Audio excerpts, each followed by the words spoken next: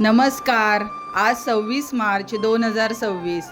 आज आहे श्रीरामनवमी आणि हा श्रीरामनवमीचा उत्सव संपूर्ण जगात आनंदात आणि जल्लोषात साजरा केला जातो. तर आज आपण श्रीरामनवमीबद्दल सविस्तर माहिती जाणून घेऊ. रामनवमी हा हिंदू धर्मातील एक प्रमुख सण आहे, जो भगवान विष्णूचे 7वे अवतार भगवान श्रीराम यांचा जन्मदिन म्हणून साजरा केला जातो. हा उत्सव चैत्र महिन्यातील शुक्ल पक्षाच्या नवमीला येतो.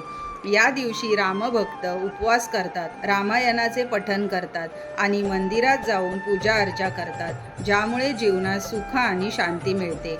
हा सण वाईट प्रवृत्तीवर चांगल्या प्रवृत्तींचा विजय, अधर्मावर धर्माचा विजय दर्शवतो. मर्यादा पुरुषोत्तम राम यांनी आयुष्यभर धर्माचे पालन कसे करावे हे शिकवले. सकाळी लवकर उठून पवित्र नदीत स्नान केले जाते. श्रीरामांच्या मूर्तीला सजवून धूप, दीप, फुले आणि तुलसीची पाने अर्पण केली जातात. दुपारी 12 वाजता रामाचा जन्म साजरा केला जातो. भाविक रामरक्षा स्तोत्र आणि रामायणाचे पठण करतात. राम मंदिरात विशेष भजन कीर्तन होते. अनेक ठिकाणी राम रथयात्रा काढली जाते आणि दुपारी जन्म सोहळा साजरा करून प्रसाद वाटला जातो. थोडक्यात रामनवमी हा रामजींच्या आदर्शवादी जीवनाचा आणि सद्गुणांचा उत्सव आहे.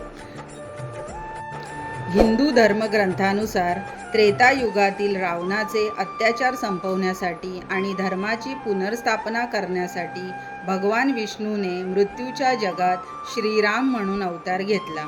श्रीरामचंद्रजींचा जन्म चैत्र शुक्ल नवमीला राणी कौशल्याच्या पोटी पुनर्वसू नक्षत्रात आणि कर्क राशीत राजा दशरथाच्या घरी झाला.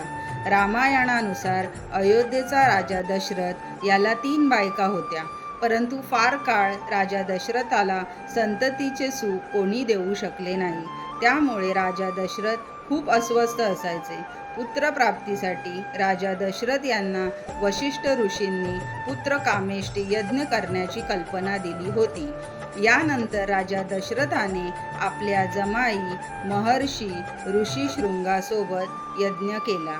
त्यानंतर यज्ञकुंडातून एक दैवी पुरुष हातात खीरची वाटी घेऊन बाहेर आला. यज्ञ संपल्यानंतर महर्षी ऋषी शृंगाने दशरथाच्या 3 पत्नींना खीरची वाटी खायला दिली. खीर खाल्ल्यानंतर काही महिन्यांनी 3ही राण्या गरोदर राहिल्या. बरोबर 9 महिन्यानंतर राजा दशरथाची ज्येष्ठ राणी कौशल्याने राम भगवान विष्णूचा 7वा अवतार कैकेयी यांनी भरत आणि सुमित्रा यांना लक्ष्मण आणि शत्रुघ्न यांना जन्म दिला. भगवान रामाचा जन्म दुष्ट प्राण्यांचा नाश करण्यासाठी पृथ्वीवर झाला होता. आता आपण श्रीरामांचे महत्त्व समजून घेऊ. कबीर साहेब जी आदिरामाची व्याख्या स्पष्ट करतात की आदिराम हा अविनाशी देव आहे, जो सर्वांचा निर्माता आणि पालनकर्ता आहे, ज्याच्या एका इशाऱ्यावर पृथ्वी आणि आकाश कार्य करतात, ज्याच्या स्तुतीमध्ये 33 श्रेणी देवी देवता नतमस्तक होतात, जो पूर्णपणे मोक्ष आणि आत्मस्वरूप आहे. आता या उत्सवाचे स्वरूप कसे असते हे आपण समजून घेऊ. दुपारी सूर्य डोक्यावर आल्यावर दुपारी 12 वाजता रामजन्माचा सोहळा होतो. श्रीरामाच्या मूर्तीला पाळण्यात घातले जाते. श्रीरामांच्या चित्रास वा मूर्तीस इतर हारासमवेतच गाठी पण घालतात. श्रीरामांची पूजा करताना त्यांना करंगळीजवळच्या बोटाने म्हणजेच अनामिकेने गंध लावतात. तसेच श्रीरामांना हळद कुंकू वाहताना आधी हळद आणि नंतर कुंकू उजव्या हाताचा अंगठा आणि अनामिका यांच्या चिमटीत घेऊन चरणावर वाहतात.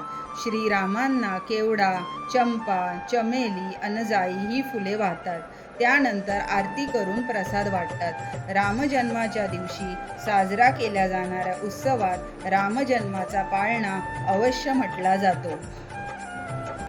तसेच श्रीरामनवमीच्या दिवशी मठ मंदिरात भजन, पूजन, कीर्तन, प्रवचन इत्यादी कार्यक्रम करून हा जन्मोत्सव सोहळा साजरा केला जातो.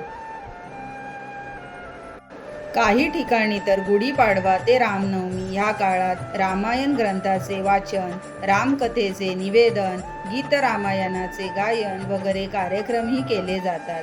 श्रीराम हे सर्व आबालवृद्धांची लाडके दैवत असल्यामुळे सर्व लहान थोर मंडळी ह्या उत्सवात भाग घेतात. जय श्रीराम. असेच आपले नवनवीन माहितीपर व्हिडिओ पाहण्यासाठी आपल्या चॅनल परमार्थ भक्तिसागरला सबस्क्राईब करा. समर्थ रामदास स्वामी लिखित मनाच्या श्लोकांची शृंखला आपण सुरू केलेली आहे. तेही शॉर्ट्स व्हिडिओ तुम्ही जरूर पहा.